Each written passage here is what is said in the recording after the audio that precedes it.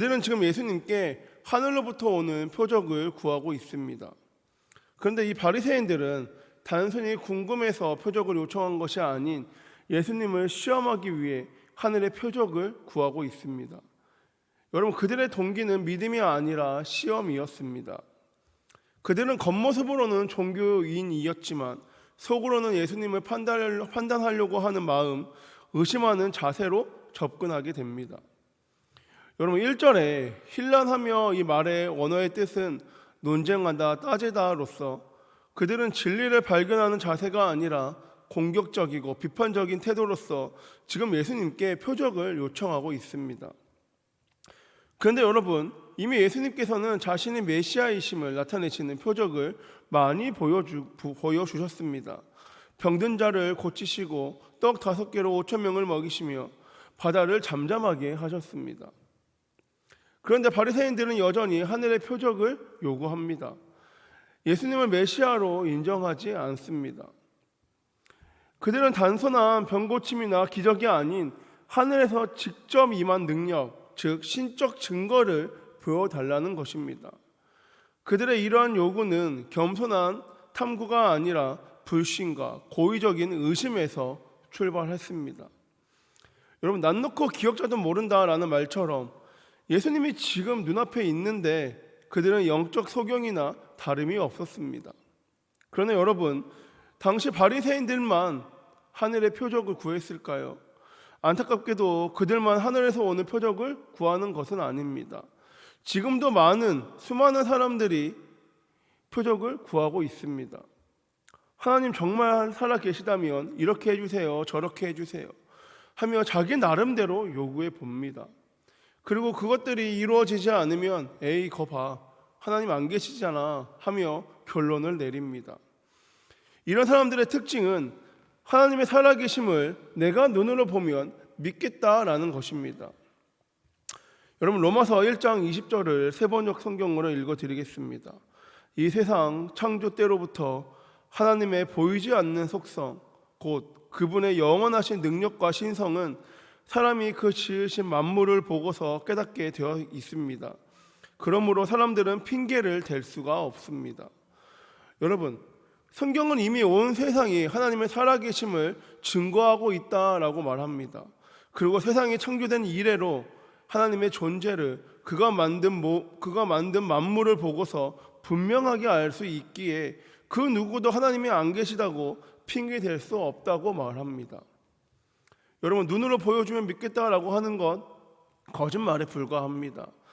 홍해가 갈라지는 기적을 본 이스라엘 백성들도 여전히 하나님을 온전히 믿지 못했고, 오병이어의 기적을 경험한 사람들도 결국 하나님을 믿지 못하고 떠나게 됩니다.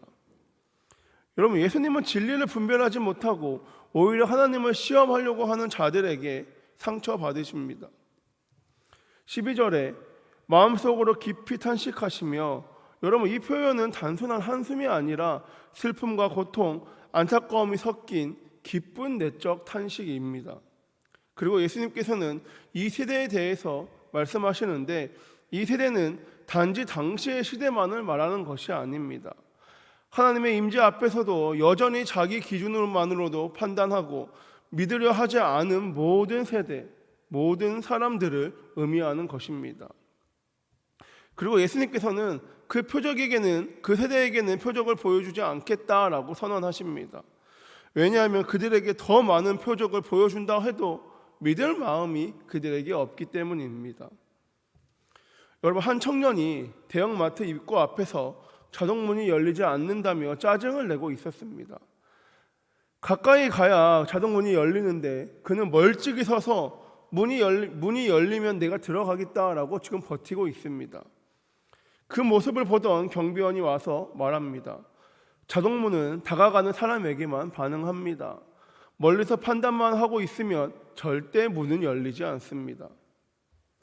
여러분, 본문의 바리새인들은 예수님께 보여주면 믿겠다라고 말하지만, 여러분, 믿음은 보고 믿는 것이 아니라 먼저 다가가는 것, 먼저 신뢰하는 것입니다.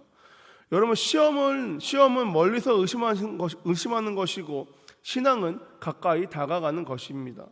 그리고 예수님께 가까이 나아갈 때 예수님 역사하십니다. 그럼 여러분, 저와 여러분은 어떻습니까? 예수님을 믿는 저와 여러분의 그 믿음은 기적 위에 세워져 있나요? 아니면 말씀 위에 세워져 있나요? 여러분, 하나님께서는 믿는 자에게 보여주신다고 하셨지 보는 자가 믿는다고 하지 않으셨습니다. 여러분, 혹여나 여러분의 신앙과 믿음 가운데 이 보는 믿음, 기다리는 신앙이 있다면 바리새인들처럼 표적만 구하고 그 표적을 기준 삼아 판단하고 의심하는 마음이 있다면 이 시간 내려놓길 소망합니다. 여러분, 우리는 이미 그 무엇보다 큰 표적을 받았습니다. 하나님의 아들이신 예수님께서 육체를 입고 이 땅에 성육신하셔서 우리를 위해 십자가를 지시고 죽으셨고 장사 지낸 바 되었다가 죽음을 이기시고 3일 만에 부활하셨습니다. 여러분, 이보다 더 분명한 표적이 있을까요? 만일 십자가를 보고도 예수님을 믿지 못한다면 다른 표적을 보고도 믿을 수 없을 것입니다. 여러분, 이미 우리가 하나님을 믿을 수 있는 충분한 표적이 우리에게 주어졌습니다. 십자가에 달려 돌아가신 예수 그리스도가 가장 큰 표적입니다. 예수님을 바라보며 하나님의 사랑을 깨닫고 하나님의 살아계심을 우리는 경험합니다. 그런데 여러분, 바리새인과 같은 이들은 지금도 또 다른 표적을 구하고 쫓게 됩니다. 그들은 참으로 안타깝고 어리석은 사람들입니다. 여러분, 이런 사람들은 하나님께서 나타나셔도 믿지 않을 것입니다. 하나님께서 은혜를 주셔도 역사하셔도 시간이 지나면 또 다시 의심할 것입니다. 왜 그렇습니까? 이미 하나님의 살아계심을 증거하는 충분한 표적이 있음에도 대형마트 입구 앞에서 자동문이 열리지 않는다며 짜증을 내고 있는 이 청년처럼 주님께로 나아가지 않고 멀리서만 의심하고 판단하고 있기 때문입니다. 여러분, 하나님의 은혜는 시험하는 자에게 주어지지 않습니다. 하나님의 은혜는 사모함으로 하나님께 나아가는 자, 하나님을 믿는 믿음으로 그 길을 걸어가는 자에게 나타납니다. 여러분, 믿으면 은혜가 보입니다. 그러기 위해 우리는 먼저 예수 그리스도의 십자가의 사랑을 믿는 믿음으로 사모함으로 나아가야 할 줄 믿습니다. 여러분, 예수님은 구하는 자에게 주시는 분이십니다. 마태복음 7장 7절에 구하라 그리하면 너희에게 주실 것이요 찾으라 그리하면 찾아낼 것이요 문을 두드리라 그리하면 너희에게 열릴 것이니라 말씀하십니다. 그러나 여러분, 오늘 예수님께서는 하늘로부터 오는 표적을 구하는 바리새인들의 요청을 거부하셨습니다. 그 이유는 그들은 지금 정말 믿기 위한 표적을 구하는 것이 아니라 예수님을 시험하기 위해 그가 하나님으로부터 보내심을 받은 자가 아니라 사기꾼이라는 주장을 증명하기 위해서 지금 표적을 구하고 있기 때문입니다. 여러분, 그들은 예수님의 구원자 되심을 믿기 위해서 구하는 것이 아니라 오히려 예수님을 흠잡고 넘어뜨리기 위해서 하늘로부터 오는 표적을 구한 것입니다. 그러므로 주님은 이들의 사악한 마음을 아시고 표적 보여주시기를 원하지 않으셨습니다. 여러분, 성경을 잘 알고 성전에서 가장 많은 시간을 보내었던 이 바리새인들이 하늘로부터 내리는 표적을 구한 것처럼 오늘날도 교회 안에서도 표적만을 구하는 사람들이 있습니다. 겉으로는 하나님께 은혜 받기 원한다고 구하지만 실은 속으로 하나님이 정말 계신가, 기도하며 하나님이 역사하시나, 이런 불신의 질문을 가지고 하나님을 시험하기 위해 구하는 사람들도 있습니다. 여러분, 우리 하나님은 우리의 시험 대상이 아니십니다. 그런데 이런 사람들의 특징은 기도해도 아무 일이 일어나지 않는다며 역시 내가 이럴 줄 알았다 하며 기적이 일어나지 않는 것을 당연하다는 듯이 하나님을 믿지 못함으로 원망하고 외면하다가 결국 하나님을 떠납니다. 야고보서 1장 6절과 7절에 오직 믿음으로 구하고 조금도 의심하지 말라. 의심하는 자는 마치 바람에 밀려 요동하는 바다 물결 같으니 이런 사람은 무엇이든지 주께 얻기를 생각하지 말라. 이 말씀을 우리는 기억해야 합니다. 사랑하는 여러분, 하나님의 은혜는 하나님을 시험하는 자에게 임하지 않습니다. 은혜는 하나님을 믿는 자에게 나타납니다. 의심과 불신의 마음으로 기도하지 마시고 하나님의 살아계심을 확신하며 주님의 역사하심을 기대하는 마음으로 주님의 때를 기다리며 기도하시길 소망합니다. 여러분, 그러기 위해서 두 마음을 버리고 어린아이와 같은 순전한 마음으로 하나님을 향해 전심으로 기도하는 자세와 마음이 우리에게 필요합니다. 그리고 그 마음으로 나아갈 때 하나님께서 너의 믿음대로 되리라 라고 말씀하시며 주님의 은혜와 능력을 우리에게 충만하게 베풀어 주실 것을 믿습니다. 바라기는 바리새인들처럼 주님을 시험하는 마음이 아니라 언제든지 주께 나아갈 때마다 순수한 믿음을 가짐으로 인해서 크게 역사하시는 하나님의 풍성한 은혜를 날마다 누리는 저와 여러분 우리 한성교회 모두가 되길 주님의 이름으로 간절히 축복합니다. 말씀을 정리하겠습니다. 여러분 본문 13절에 그들을 떠나 다시 배에 올라 건너편으로 가시니라, 이 말씀은 짧고 조용하지만 큰 경고를 담고 있습니다.